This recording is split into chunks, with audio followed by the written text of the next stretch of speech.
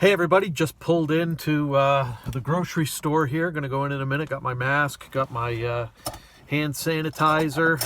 Um, Gonna go in a minute to do some grocery shopping. But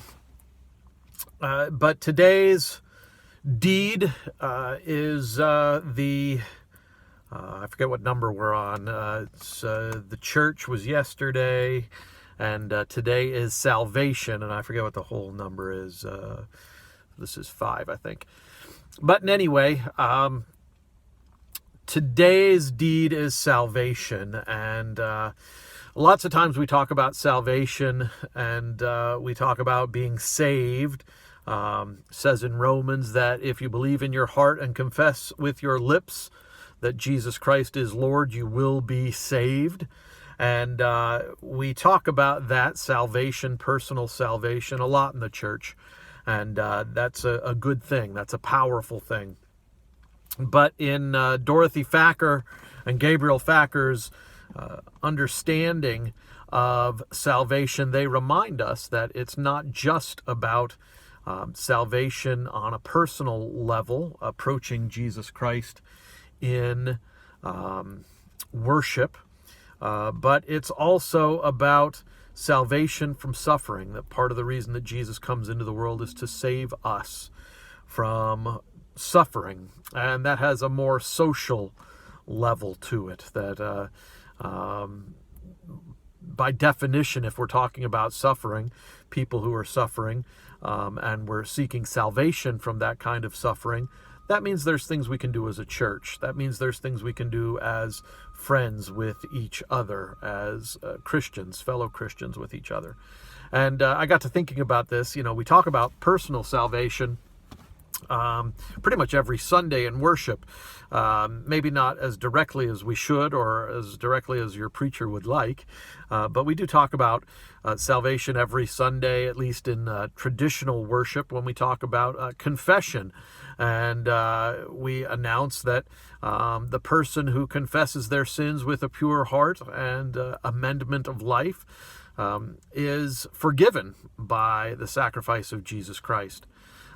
So there's that, and that's personal salvation. But as I was driving here to get to the grocery store this afternoon, I also realized I was listening to some stories of some of the people who have been affected by COVID-19, particularly in the harder hit areas of the country, New England, the Northeast. And I'm about ready to go into the grocery store. One of the people who was interviewed on the radio says that when she goes out, there's a kind of fear that people have. And I thought that's really pretty accurate. Going into the grocery store is not a time to make small talk right about now. People are kind of fearful. I've noticed people treating each other differently. And there's a lot of suffering going on. And a lot of it is suffering of worry, suffering of concern, suffering of I don't know what's going to happen with my family. But there's also suffering of different sorts, suffering of people who've lost income, suffering of those who have lost relatives, those who are in pain, those who've lost friends. Jesus came to rescue us from both sin, personal sin, and communal sin, or societal sin, cultural sin, whatever you want to call it. And I think it's good if we remember that the next step in the deeds of Jesus Christ, the deeds of God in our Bible, the next step is salvation, and that Jesus came to save us from sin, but he also came to save us from suffering. And I think that's really, really important. And I encourage you tonight, when you say your prayers, to think about what is it that you need saved from. What sin continues to catch you? What's the sin that you fall into without even thinking about it? That's just a habit. Probably when you reach about my age, we're not talking about major temptations of huge import. We've learned a little bit. We've sort of settled into our selves, and we're not going out and violating all sorts of Ten Commandments. But we're all sinners. We all have things that we do and don't even think about sometimes. That is just our way of reacting in the world. So think about that tonight. Think about what is it that keeps you from God. That's another way to think about sin. What is it that helps you miss the mark? And then maybe you're perfectly happy with. One of the problems with sin is that sometimes we're perfectly happy with it. We don't want to change. And then when you meditate on that for a little while, meditate on the suffering that's going on in the world.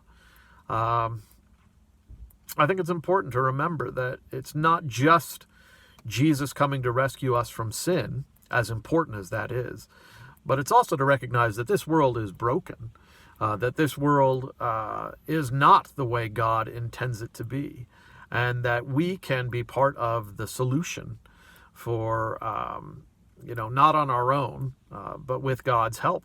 We can help to alleviate suffering for other people. There's no deed more wonderful than a deed of love.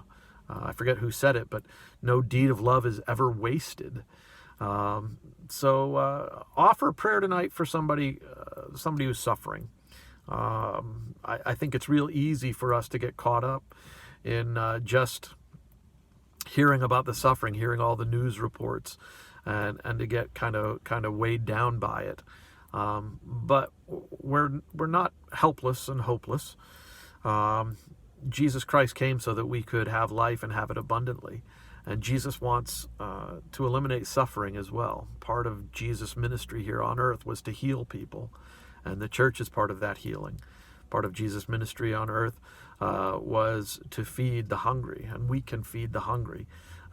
Part of Jesus' ministry on earth was to tell people that they were loved, and we can love people.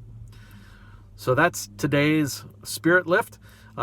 Pay close attention to yourself today. Be gentle with yourself. Be careful when you're going out. Take all good precautions, and I hope to see you soon. Miss you all. Love you. We'll talk to you soon. Bye.